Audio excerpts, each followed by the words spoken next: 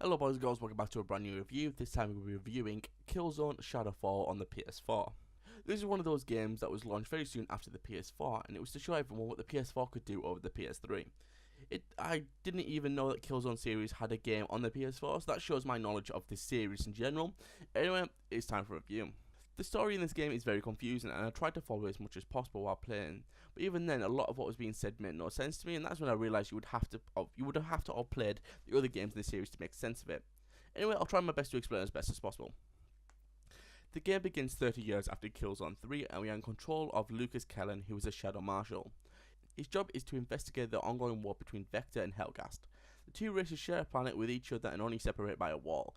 It is up to Lucas to find out what the Helghast are planning in their bid to win the war, and does so by getting captured by them and getting exchanged for a Vector prisoner called Echo.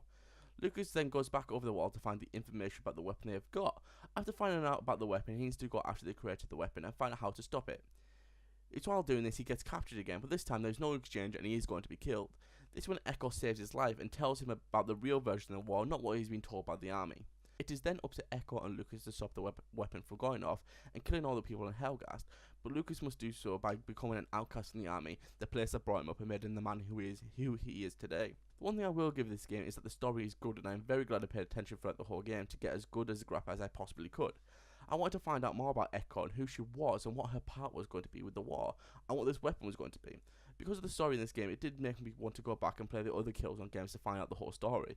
I didn't like the ending though, as didn't really make much sense to me, and it all seemed to be a bit rushed. Now, the gameplay. The gameplay in most games is probably the most important part, and it makes the game good or bad. The gameplay in this game is fucking awful. I hated it from the start to finish. Nothing about the gameplay was good. The game wants you to use the touchpad to control a robot that you sometimes have in game. It gives you different options depending on what action you make on the touchpad. This would be a great feature to have, as I don't think the touchpad is used as much as it should be. But because of the placement of the touchpad, it takes you out of the game, as you will need to move either your thumb or your index finger to try and move in the right direction. The touchpad in this game is just a glorified D-pad, and I don't know why they just used the D-pad to begin with, as the only feature that was ever useful on that thing was the heal button. And even then, that was barely used, as you could die and then your robot would bring you back to life if you had any adrenaline. To show the player what feature that got selected, the robot, it will show you in the middle of the screen almost all the fucking time. It wouldn't go away, and it was such an annoying feature to have on the screen. Why couldn't you just put it in the bottom right hand corner where the ammo symbols were? Just said, oh, this is the one you got selected. Do you want this one still, or do you want to change it? That would have been nice, but not right in the center of the screen where you have to look at it 24/7. I also wish they included different types of guns, as you only really get 5. One pistol, one shotgun, one sniper rifle, which you only use for a brief period of time in one level, one LMG, which is overpowered as fuck, and then what seems to be an infinite number of machine guns that all feel the same. When I play FPS games, I go for a certain class. I like to have a shotgun and a sniper rifle, them kind of things. I like one-shot kills. I don't like shooting lots of bullets for no reason. But for some reason in this game, it can't imagine you being able to do anything else except with a machine gun and then another machine gun, that is all you seem to get offered. At first, I would go around all the enemies I'd just kill, thinking, oh, let's see what weapons they got, let's see if there's anything useful I can use. Machine gun, machine gun, machine gun, machine gun, machine gun, oh, shotgun, oh wait, shit, machine gun, machine gun, machine gun, that's all you get, and even then, the shotgun, it was if you were lucky. The game is also hard, probably the hardest FPS game I've ever played, and I died a lot on normal mode. I did end up finishing the game on normal mode, but that was only because there isn't an option of changing the difficulty mid-chapter, like what Call of Duty offer. For a guy who doesn't play FPSs very much, having that feature would have been great for me, so I would have been able to have a more enjoyable experience playing the game instead of wanting to throw the controller through my TV every time I had a bullshit death. I don't like this game, and other than the story, I think it's the worst FPS game I've ever played, and that is not just because it is hard. I think the way the game controls feel sluggish and slow compared to the two main FPS titles that this game is competing against.